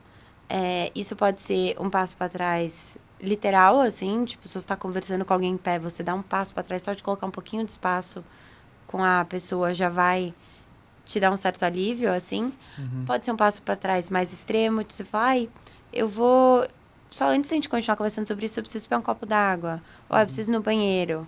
E quando não dá para fazer isso na prática, assim, por exemplo, tá no meio de uma reunião, A pessoa está estressada e aí dá para fazer isso mentalmente, esse passo para trás? Com certeza, assim, pode ser, cara, você, um minuto, se permitir, assim, pensar em outra coisa, tipo, uma coisa nada a ver, assim, você pensar, sei lá, você está numa reunião, você está estressado, você pensa, nossa, o que eu vou jantar hoje? Acho que tem abobrinha e carne que sobrou de ontem. Sabe, assim, só se distrair um pouco, pra te tirar daquele momento de tensão, pra quebrar essa impulsividade, assim. E aí você observar a situação, assim, então parar e tentar entender o que eu tô interpretando, o que eu tô assumindo, o que tá realmente acontecendo. Não dá pra gente saber quais que são as intenções das pessoas, quais são as emoções das pessoas, né? A gente só consegue ver ações. Então, tentar não assumir nada, tentar não ter, tipo, preconceitos no Julgar a sentido de... situação. Exato, julgamentos, no sentido de conceitos que a gente desenvolveu antes da coisa realmente acontecer. Julgamentos, né? Eu acho legal aquilo que você mesmo já falou, que é meio que a gente olhar para a situação com curiosidade, não com julgamento, com percepção, observação e não com confronto. E eu acho que essa é a técnica do stop, né, que você está falando. Eu achei muito legal quando você também trouxe aquela ideia de visualizar mentalmente a placa, o stop, sabe? Visualizar sim. mentalmente o stop naquele momento e isso ser meio que um estímulo visual pra gente, para aí, calma um pouco, dá um passo para trás, respira, vamos ver tudo que tá acontecendo aqui e continuar, né? Olha, tá mostrando que você realmente absorveu ali o conteúdo do treinamento de habilidades. Tava prestando atenção. Sim, pro primeiro passo, né? Tipo, quando você tá ali no calor do momento e você vai congelar, né? Fazer a estátua, é muito útil congelar os teus pensamentos também, né? Seja gritando, para dentro da tua cabeça para tentar quebrar os pensamentos também, porque os pensamentos desencadeiam emoções. Ou então visualizar uma placa de pare, assim, tipo de trânsito mesmo, sabe? Para algumas pessoas é super útil a visualização, além do gritar. Sim. Assim, e além do congelar fisicamente e olhar para um ponto fixo que não tem nada a ver com a situação. Nas Forças Armadas, tem alguns cenários críticos, assim, vamos chamar assim. Por exemplo, existem o serviço 24 horas, assim como também quem trabalha em hospital tira plantão 24 horas, né? Tem o serviço 24 horas que emenda com o expediente do dia seguinte, então é bastante a carga horária grande, assim, né? Que está longe da família, longe da vida pessoal. Existe situação de missão que você vai, mas você não sabe quando você vai voltar, né? E eu tenho essa situação de... A hierarquia e a disciplina são os dois pilares da instituição, o que é muito importante, porque meio que assim, a hierarquia, cada posto e graduação tem um nível diferente de responsabilidade. Então, quanto maior a hierarquia, maior a responsabilidade. E a disciplina militar é assim, você cumprir os deveres rigorosamente. Você traduz assim, é o perfeito cumprimento dos deveres. Então, esse cenário, por si só, claro, ele desenvolve muitos atributos, né, de disciplina, de pontualidade, de apresentação individual. Só que ele exige, muitas vezes, principalmente a pessoa que é jovem, que está chegando na instituição agora, às vezes um aluno, ou um aspirante, ou um sargento que acabou de chegar na tropa, que ainda está começando a lidar com esse contexto, se adaptando à vida militar, exige muita adaptabilidade. São contextos que exigem muita adaptabilidade. Ou seja, exige muito tolerância ao mal-estar. Então, essa técnica do stop, ela é uma técnica de tolerância ao mal-estar também? Isso. Legal. Então, dá para aplicar isso num contexto, às vezes, que tiver dentro da situação de mal-estar, assim, de dificuldade de se adaptar. Sim. Você fazer isso mentalmente, questão de talvez minutos ou até segundos. Isso pode ser efetivo para você conseguir permanecer naquela situação e se adaptar. Tem alguma outra técnica que você acha legal a gente compartilhar? Eu acho que uma técnica que é razoavelmente fácil, mas é muito poderosa, é a gente prestar atenção para nossa respiração. Legal. Isso pode ser tanto uma prática, tipo, recorrente, assim, que você faz da mesma forma como você vai para academia e você treina, tipo, algumas vezes por semana ali para ter um corpo mais forte, mais resiliente, mais saudável. Você pode fazer essa prática como uma forma de ter um cérebro mais forte, mais resiliente, mais saudável. Uma habilidade de concentração mais forte, resiliente e saudável. Então, é você tirar uns minutinhos para só observar a sua respiração. perceber... Tem várias formas dessa prática guiada, tipo, gravações online, assim. Não sei se tem como a gente deixar, tipo, na descrição do episódio alguma, Acho assim. que dá pra gente indicar. Uhum. Mas são aquelas práticas de atenção plena, né? Isso. Uhum. Tem pessoas que preferem fazer guiadas, Uhum. e tem pessoas que preferem não, assim, só colocar um cronômetro de, sei lá, 3 minutos. Juro, 3 minutos todo dia faz muita diferença. E você passa 3 minutos só observando como tá a sua respiração com curiosidade. Então, será que a minha inspiração tá mais longa que a minha expiração? Onde no meu corpo eu mais sinto a respiração? É na barriga, é no peito, é no nariz, na ponta do nariz? Uhum. A temperatura do ar entrando e saindo é diferente? Tipo, esse tipo de observação, bem atentando às sensações físicas. Sim. E toda vez que você se distrair, você perceber que você se distraiu e trazer a sua atenção de volta para a respiração. Uhum. Pode ser que você tenha que fazer isso 50 vezes, pode ser que você tenha que fazer isso 2 vezes, em 3 minutos. E tanto faz, assim. Esse exercício de trazer a sua atenção de volta é o treino da concentração. Então, fazer essa prática de uma forma recorrente, que nem você vai pra academia pro corpo. Pode ser até em casa, assim, não precisa ser... Lógico, Uhum. lógico. Tipo, eu faço todo dia em casa. Tipo, na minha cama, assim. Uhum. Então, isso é legal de pontuar. Essa prática, então, a gente aplicar isso no dia a dia, a gente vai estar treinando, a gente pode chamar de resiliência, a gente pode estar desenvolvendo a resiliência, que a tolerância ao mal-estar é uma forma de resiliência, né? Com certeza. Então, isso é uma forma para quem está tendo dificuldade de se adaptar ao mal-estar, de se adaptar a qualquer situação que exige adaptabilidade, né? Aqui tem um recurso, tá com a gente o tempo inteiro a nossa respiração, né? E, de fato, existem evidências científicas que sustentam isso, né? Sim. A Fê compartilhou um pouco disso e ela adquiriu esse conhecimento lá fora. E está na nossa mão, ao nosso alcance. Assim como a gente, quando vai lá no exército, a gente precisa estar fazendo muitas flexões, barras, abdominais. Porque todo ano tem 3 testes físicos, TAF, né? Teste de aptidão física. Então, da mesma forma que a gente treina ali a barra, treina a flexão, treinar essas práticas aqui de respiração e outras que a gente tem compartilhado, é uma forma de treinar a resiliência mental, de treinar a saúde mental, desenvolver a saúde mental também. Uhum. Achei legal, acho que pontuar isso. Com certeza, assim. E essa coisa da respiração ser uma coisa que está sempre com a gente é muito interessante, porque num momento de pico de estresse, você pode parar e prestar atenção na tua respiração e você pode fazer isso em qualquer ambiente, né? Que é uma coisa invisível. Sim. Inclusive, num momento de muito estresse, pode ser útil tentar deixar a respiração mais lenta. Então, talvez inspirando em 4 segundos e expirando em 8 segundos. Quando a gente expira, a gente ativa parte do nosso sistema nervoso que acalma a gente. Então, deixar a expiração mais lenta é uma forma da gente acalmar o corpo e tentar jogar a respiração mais para a barriga do que para o peito. É uma técnica invisível, assim, deixar a respiração mais lenta e mais na barriga do que no peito. No momento de estresse é super efetivo. Inclusive, para quem tem relógio, tipo desses que medem a frequência cardíaca, Sim. Você vê a diferença, né?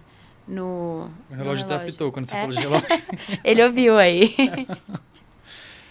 A gente teve até um último episódio, um coronel das Forças Especiais, assim, ele falou um pouco, eu achei muito legal, porque você vê um militar extremamente operacional, que muito respeitado dentro do Exército, porque é um curso extremamente difícil, e falando que ele aplica essas práticas de respiração para regular o estresse.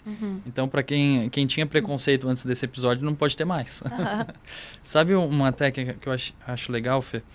É aquela dos 5 sentidos. Quando você trouxe no treinamento, eu não conhecia, por exemplo, antes. E eu acho muito efetiva essa... Eu já até apliquei em alguns atendimentos meus, assim.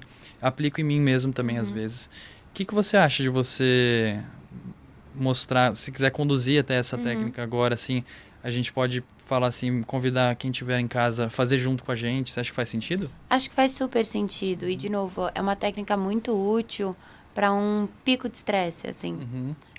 Então, quando você está ali num momento que você precisa se acalmar, ou não se acalmar, acho melhor dizendo, é sobreviver àquele momento. Tolerar, né? Tolerar, exato. Sem piorar as coisas, você vai identificar 5 coisas que você consegue ver. Então, quem tiver em casa aí, para e tenta identificar 5 coisas que você Quer consegue conduzir ver. comigo? Eu posso fazer. Aham. Vai Que eu lá, acho que Gabriel. começa- 5 coisas que você consegue ver. Tá. Fecha os olhos? Não, de olho Não, aberto, né? Você Ah, precisa é ver. verdade. Tá, tudo bem. Errar é humano. Tá. Tô vendo o livro, a estante, a câmera, a parede e o tripé. Beleza. Agora, 4 coisas que estão te tocando. Vale roupa, vale cadeira, vale chão. Tá, tô encostando no chão, na cadeira, na mesa, o relógio. Foram 4. E quando você parar para identificar essas 4 coisas que estão te tocando, é legal realmente, tipo, se permitir sentir aquele toque, assim. E são coisas que não estão na nossa consciência na maior parte do tempo. Mas realmente parar, como que é a sensação da cadeira te sustentando, do relógio no seu pulso, da roupa esbarrando em você. Isso vai ajudando a gente a voltar para o nosso corpo, a voltar para o momento presente, assim. Fazendo tudo mentalmente, assim, né? Tipo, eu tô vendo as coisas, eu reparo. Vamos supor que eu tô ali numa situação de mal-estar, de extremo estresse. Então eu paro, aí eu reparo em 5 coisas, isso tudo na minha cabeça. Eu tô olhando 1, 2, 3, aí depois eu sinto 4 coisas, me permitindo perceber aquilo, e depois. Aham. E qual é o próximo passo? Então, 5 coisas que você tá vendo, 4 coisas que estão te tocando, Sim. e aí começa a ficar um pouco mais difícil. 3 sons que você tá ouvindo. Perceber 3 sons diferentes. 3 sons diferentes. Tá. E um dos sons pode ser o silêncio, se você tiver em silêncio. Tá. Eu tô ouvindo um barulho que eu não sei do que é. O monitor, né? Tipo um monitor, acho que é da CPU. Aham. Tô ouvindo... Eu acho que é só o monitor, tô ouvindo.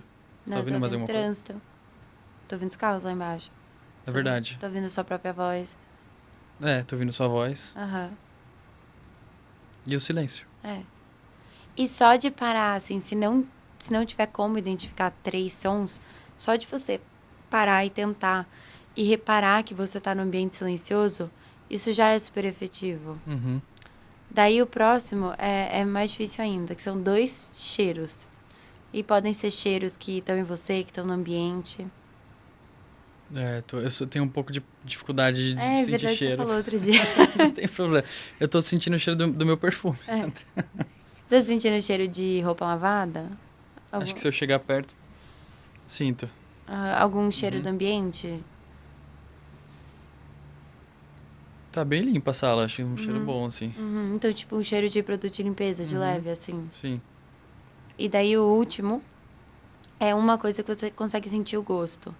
Então, às vezes é tipo de um café que você tomou um tempo atrás, tipo, um gosto, sei lá, ainda tipo. Pasta de dente. De pasta de dente, de alguma coisa que você comeu. House. Chiclete, assim, de água. Pode ser só reparar em que gosto que tá na sua boca.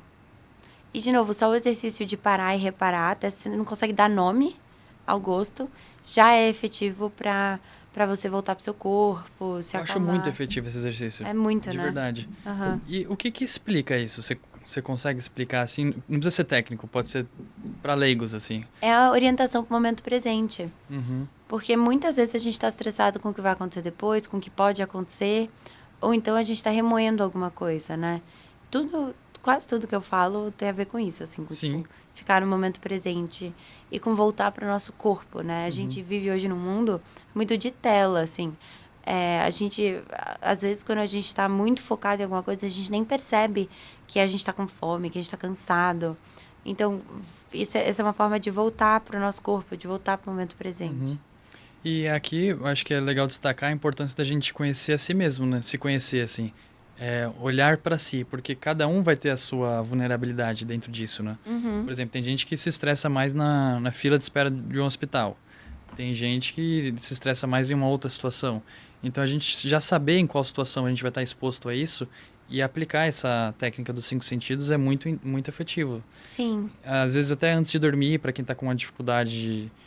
Por exemplo, uma coisa que eu vejo bastante é a ruminação, né? Excesso de pensamentos. Aquela sensação de... tá acelerado, assim, eu tô com muitas preocupações, sensação de coisas para resolver, parar no meio disso e aplicar essa técnica de olhar para 5 coisas, tudo que a gente fez aqui agora, é uma forma de trazer o presente e quebrar essa tensão. Com certeza, é uma forma super efetiva de fazer isso.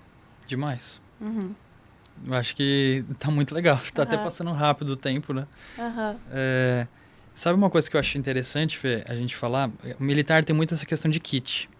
A gente tem kit para tudo. Tem, por exemplo, tem um exercício de longa duração que a gente chama de campo básico, né? Está dentro das formações militares. De uma forma geral, assim, você fica uma semana no meio da mata, em um ambiente assim de selva ou rural, e passando por várias instruções militares de sobrevivência, de adaptação à vida militar. Naquele momento, existe uma preparação de equipamento para essa atividade. E a preparação de mochila operacional e tal. E parte desse equipamento, o que carrega o material, a gente chama de kit. Então tem o kit primeiros socorros, tem o kit contato, o kit higiene, tem o kit manutenção do fuzil. Tem vários kits que são organizados dentro da mochila de uma forma compacta e impermeável para enfrentar chuva, sol, atravessar, transpor obstáculos, transpor rio, situações diversas, assim. E eu fiquei pensando no kit emocional, no kit emergencial das emoções, né? Que eu até acho que tem isso dentro da DBT. Não sei, eu queria até se você poderia falar um pouco sobre isso. Qual que seria o kit emocional para o militar levar antes dele ir para uma situação dessa? Nossa, a pergunta é Não sei se complexa. ficou confuso. Aham.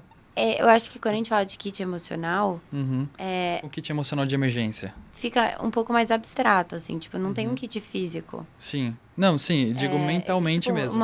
É quase figurativo. Exato, figurativo. Sim. Cara, eu acho que, de novo, assim, tem umas coisas que fazem bem pra todo mundo. Então, por exemplo, no momento de crise emocional, você tem uma rotina. Pessoa que tá em uma sensação de luto. Tá, numa situação de luto, desculpa. Nesse período crítico, a pessoa conseguir criar algum tipo de rotina vai ajudar ela a se sentir mais normal, mais no controle, mais regulada. A rotina traz um quê de previsibilidade que faz a gente ter que pensar em menos coisas. Sim. Sabe o que eu tava pensando? Na verdade, é que eu tô pensando e não tô te falando o que eu tô pensando, né? Então fala, por você não favor. lê a minha mente. Ainda não. Mas eu tava pensando assim, que, na verdade, muitas das coisas que a gente falou aqui no episódio, como, por exemplo, o stop, a técnica de prestar atenção na respiração, a técnica dos 5 sentidos, essa ideia da gente enfrentar a emoção e não esquivar, mas nomear ela mentalmente, tudo isso acho que pode compor esse kit, figurativamente, né? Um kit emocional, assim, pro militar carregar com ele, tanto no dia a dia do quartel, das missões, do serviço, mas do acampamento também. Em qual sentido? De aplicar esse raciocínio mesmo, de quando a gente pensa com o nosso corpo, né, com a razão e com as emoções, a gente pensa melhor. Então, é claro, mas é uma brincadeira desse kit, né? Ele não existe, mas eu achei interessante fazer essa analogia, assim, sabe? Da gente, além dos kits que a gente carrega na mochila, a gente levar um kit emocional para tolerar o mal-estar, para regular a emoção, né? Entendendo tudo que a gente foi falando aqui, que regular a emoção não é fugir dela, não é fingir que tá tudo bem, mas é internamente usar ela como um mapa. Acho muito legal esse conceito da gente usar as nossas emoções como um mapa, assim, para a gente entender melhor o que a gente está sentindo, o que a gente está pensando, como a gente está agindo naquela situação, né? Não sei, acho que é interessante dessa forma, assim. Sim, sim. É um kit como quase que assim um resumo de tudo que a gente está falando hoje, né? Isso, exato, uma síntese, assim. Entender para a pessoa levar, que às vezes não são coisas tão óbvias. Para a gente talvez até fique, mas a gente está todo dia trabalhando com a psicologia, né? Mas para as pessoas que não estão, às vezes nunca fez terapia, não estuda nada de saúde mental, ter esse conhecimento, eu até falo isso porque eu já escutei esse feedback, assim, de algumas pessoas quando a gente fala sobre o assunto, sabe? Por exemplo, essa da respiração, eu estava recentemente em uma palestra em uma empresa e eu falei de uma forma totalmente natural isso que você falou, que a gente prestar atenção na respiração por 3 minutos pode regular uma crise de ansiedade, por exemplo. E isso foi uma novidade para algumas pessoas. Então, eu acho que isso tudo, essas coisas que a gente foi falando, eu acho que quem permaneceu aqui no episódio até agora pode juntar tudo isso num kit metafórico, kit de emergência emocional. E sabe uma coisa que eu acho que pra gente é óbvio, e que a Uhum. gente ainda não falou, mas talvez não seja pra todo mundo, é tipo a importância da saúde física pra saúde emocional. Então, tipo, como você tá dormindo mal, Uhum. comendo mal, seja comendo pouco ou seja comendo coisas que têm poucos nutrientes, você tá com alguma condição física crônica, tipo uma dor crônica, ou você tá doente, como essas questões físicas, você Uhum. está desidratado, você está com fome, essas questões físicas podem aumentar a desregulação emocional. Então, uma das primeiras coisas que eu faço com o paciente novo, assim, é entender como que tá a tua rotina, como que é a sua alimentação, que horas você dorme, que horas você acorda, você É verdade. pratica atividade física? A atividade física pode ser correr 10 quilômetros, fazer 5 aulas de natação na semana, ou pode ser só caminhar por 20 minutos no teu quarteirão, assim, no seu bairro. Pode ser até usar as escadas em vez de usar o elevador, sei lá. Pra quem Exato. só trabalha e não tem tempo Aham. pra, né? Mas mexer o corpo de alguma Uhum. forma, né? Como essas coisas têm implicações muito grandes para para saúde mental, assim. Eu vejo, tipo, quando eu começo a fazer esse tipo de pergunta, às vezes eu fico com a impressão de que o paciente tá pensando, tipo, Uhum. cara, ela é psicóloga, assim, o que que ela tem que saber da minha Assim, o que atividade que tem a física, da minha ver isso? alimentação, né? Qual o sentido, né? Assim, o que que ela tá achando, Mas às mas tem vezes tudo a ver. regularizar isso, cuidar disso, até resolve, reduz os sintomas, né? Tipo, a Claro, gente regula claro. sono, atividade física, alimentação, rotina, que foi o que você falou. Às vezes não existe mais a depressão, não existe mais assim, no sentido E patológico como tava, assim, né? E repara, tipo, no momento de crise, a gente abre mão dessas coisas muito facilmente. Até uma coisa interessante de falar também, nesse sentido, é a importância de ter atividades prazerosas na nossa vida. Tipo, hobbies, assim. Uhum. E um hobby, por definição, não é uma coisa que é produtiva, é uma coisa que você só faz para se divertir. Então, eu sentar à noite e ler um livro sobre psicologia não é hobby, é estudo, é trabalho. Eu a versão de um hobby, assim, pra mim, pessoalmente, é ler um livro, tipo, de literatura. Ou então, uma biografia que não tem nada a ver com Sim. psicologia, que eu vou ali me distrair, relaxar, Uhum. ir para outro mundo, sabe? Que dá aquele flow que fala, né? Aquele engajamento, assim. Você Exato. não pensa nada, o tempo até voa, assim. Meu, caramba, Uhum. passou uma hora. Isso é saudável, né? É muito saudável e é muito necessário. E numa situação de estresse, a gente abre mão do nosso sono, a gente abre mão da nossa alimentação, a gente abre mão das atividades prazerosas. E aí, isso tudo, tipo, aumenta a desregulação emocional. Aumenta, pode levar a nossa ansiedade para um nível patológico, pode levar a uma depressão para um nível patológico também. Uhum. Sabe uma última coisa, assim, que eu acho que eu Uhum. tava pensando aqui? Até sobre a resiliência, sobre a tolerância ao mal-estar. De forma extrema, eu tô pensando em dois extremos que vieram aqui na minha cabeça. Aham. Né? A pessoa que tem muito baixa tolerância ao mal-estar, acho que dificilmente vai manter relacionamentos, porque relacionamentos tem que lidar com o mal-estar o tempo inteiro, muitas vezes. Em trabalho, autonomia. É difícil você ter autonomia não conseguindo tolerar mal-estar, porque a gente vai ter muito. O mal-estar ele faz parte da nossa rotina, né? E o outro lado, um extremo da tolerância do mal-estar, quando a gente é muito resiliente ao mal-estar. Eu estava pensando, será que isso também pode ter consequências? Por exemplo, a pessoa que tolera muito mal-estar tem uma alta tolerância mesmo, a um ponto de querer sempre agradar todo mundo, ou ao ponto de permanecer num ambiente tóxico, mesmo que aquilo ali não tá mais fazendo bem para ela, mas como ela tolera tão bem nesse sentido extremo, ela não vai mudar, ela vai ficar ali para sempre tolerar o desconforto no sentido Uhum. extremo. Faz sentido que isso. Faz total sentido. Eu acho que tudo desconecta ao que a gente começou falando, né? Se Uhum. você tá tolerando o mal-estar demais, na verdade você não tá tolerando o mal-estar, você tá se esquivando das suas emoções, assim. Uhum. Você não tá se permitindo sentir. E é insustentável. Isso vai acabar explodindo, seja tipo numa briga, ou seja em sintomas físicos. Sim. Muitas das pessoas que chegam no consultório do psicólogo, né, Uhum. com várias queixas físicas, normalmente são pessoas que têm esse perfil de querer agradar os outros, de conseguir tolerar tudo. Sim. Mas daí o corpo, isso explode no corpo, num ataque cardíaco, numa tensão muscular muito absurda. Eu tava lembrando de um caso também que eu tava acompanhando, que ele falou mais ou menos assim. ele tá acostumado, assim, ele tá na ligação com a família dele, pais, esposa, enfim. E aí ele resolve o problema de todo mundo, acalma todo mundo, e quando ele desliga, ele não tá bem, só que ele tem dificuldade de falar que não tá bem. E ele, nesse caso específico, nunca fez terapia e está sendo muito interessante o trabalho na terapia da gente olhar um pouco por um meio termo. Do tipo assim, a gente não ficar nem na permissividade de agradar todo mundo e nem na impositividade, tudo tem que ser do meu jeito, né? Então tem que ter um meio termo, né? Inclusive o nome dialética... Eu ia te perguntar isso.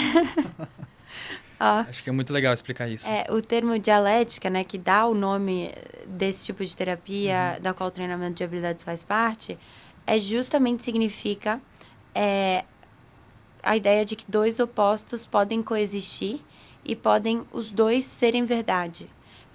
Essa ideia de procurar o grão de verdade na perspectiva oposta, assim, que na verdade... a gente só entende uma coisa realmente quando a gente entende o oposto dela. Então, é muito essa ideia de encontrar um meio termo, né? De que tudo em extremos não faz bem, assim.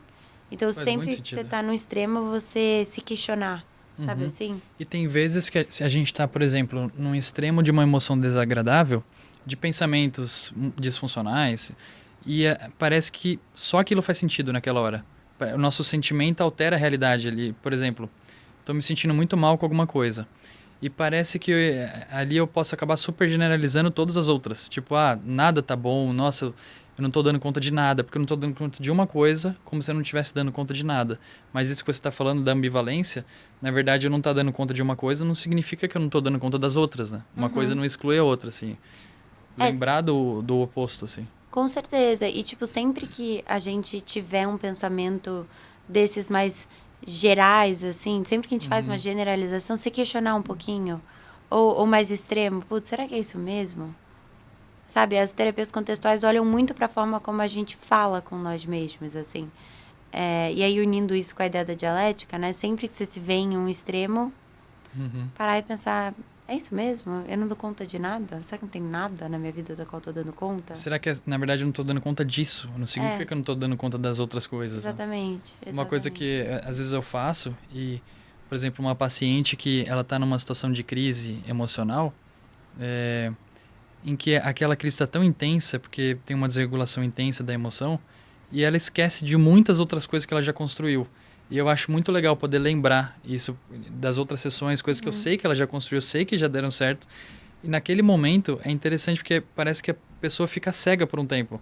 Ela não lembra dessas coisas. E aí, só de pontuar, mas você lembra que você já fez isso, aquilo? Você lembra do que você conquistou? Você lembra que você foi promovida no trabalho? Você lembra que você terminou a faculdade? Exemplo.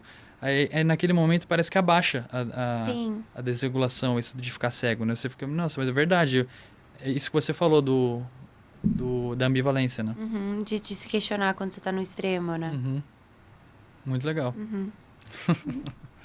Acho que é isso. Acho que a gente falou de muita coisa. Eu tenho uma última pergunta que eu acho que é legal, assim, queria saber de você.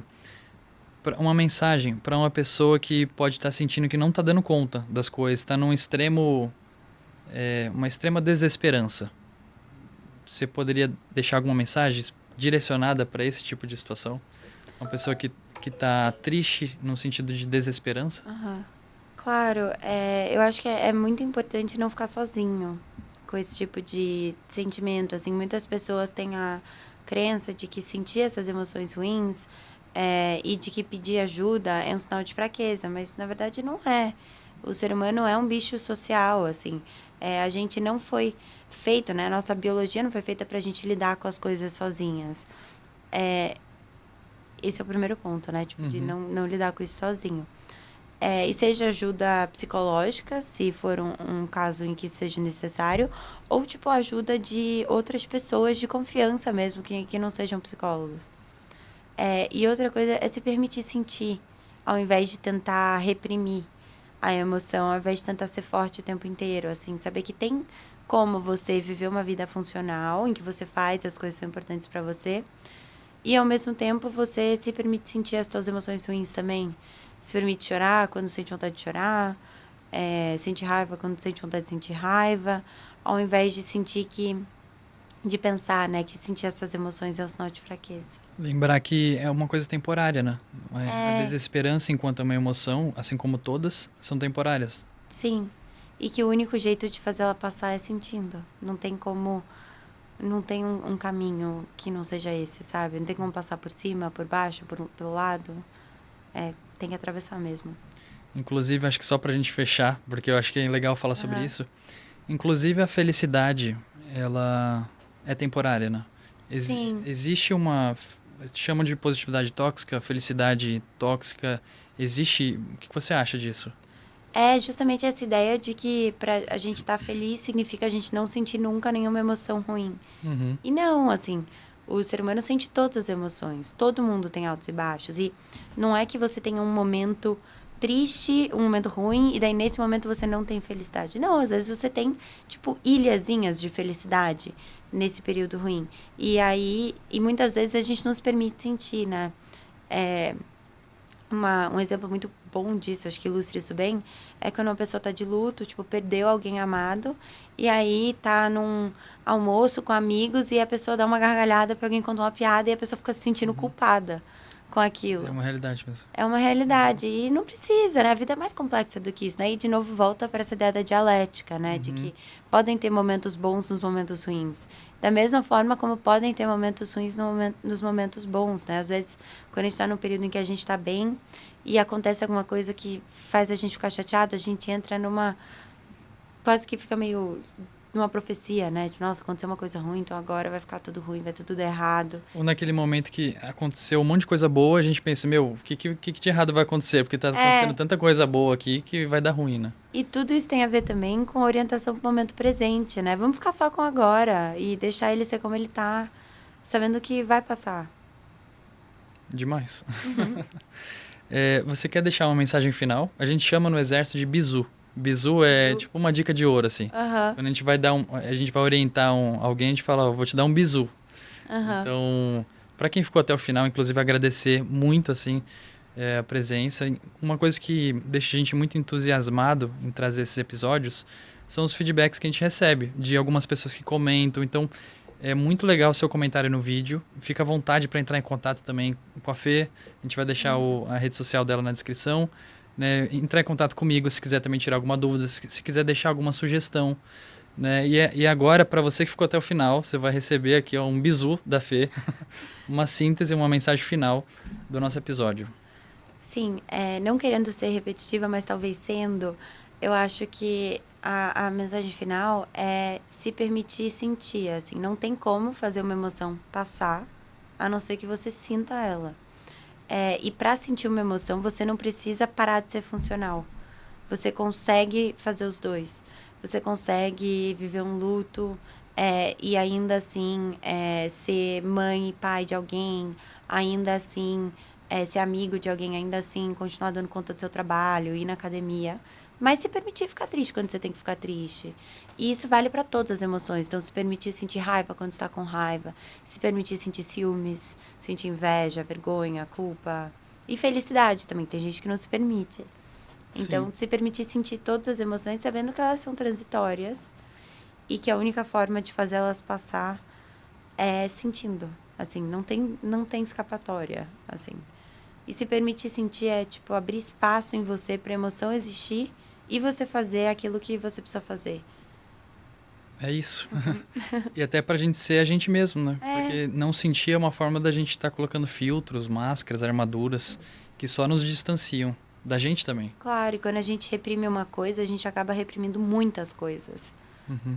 Você quer indicar algum livro, alguma coisa assim, por curiosidade, É, sem responsabilidade, assim, aham. cada um que quiser Sim, ler. alguns, vai. O livro Nação Dopamina é muito bom, assim, pra gente entender comportamentos impulsivos. O livro Em Busca de Sentido é um livro sobre um homem que sobreviveu aos campos de concentração durante a guerra e ele é um psiquiatra, e daí ele escreveu sobre o que fez ele conseguir sobreviver, assim, como que ele conseguiu encontrar sentido na vida num momento tão difícil. E os 3 livros que eu tô indicando são muito diferentes entre si, assim. E aí o terceiro seria A Biblioteca da Meia-Noite, que é um livro de ficção, É muito fácil de ler, assim, é super, uma linguagem super acessível. Esse daí pode ser pelo hobby, né? Total. Eu li em, tipo, 2 dias, assim. Eu vou querer ler. Não li ainda. É quase que bobo e, ao mesmo tempo, ele traz umas mensagens muito profundas sobre arrependimento. Então, assim, é uma leitura prazerosa e profunda e boba ao mesmo tempo, assim, é complexa. Já gostei. E o quarto, meu queridinho, que eu acho que eu não posso deixar de falar, que é o Longe da Árvore. É um livro muito grande, mas não é aquela leitura que você precisa ler inteiro, sabe? Você pode só ler as partes que são relevantes para você. E é um livro que fala sobre identidade. Então, é um psiquiatra que escreveu o livro e ele estudou vários grupos diferentes de pessoas com identidades diferentes e como que essas pessoas e as famílias dessas pessoas lidam com as identidades. Então, fala sobre pessoas surdas, pessoas com síndrome de Down, pessoas que... Enfim, que... Autismo. Com autismo, exato. Tem vários grupos diferentes. Pessoas que são anões, por exemplo, assim. Vários tipos de identidades diferentes. E o autor entrevista essas pessoas e as famílias dessas pessoas. E a tese do livro é meio que nessas diferenças tem muitas semelhanças, assim. Nossa, é muito lindo esse livro. É gigante, mas não precisa ser lido inteiro, assim. Não precisa se intimidar com o tamanho. Sensacional. Fê, muito obrigado. A gente sabe que para você estar aqui, você deixou de atender, de trabalhar, tem toda uma logística por trás. Então, obrigado. Espero que para você tenha sido bom também. E agradecer o pessoal também, o Danilo, a equipe aqui. Ai, foi um prazer, assim. Obrigada, eu adorei. Legal. Então, até o próximo episódio.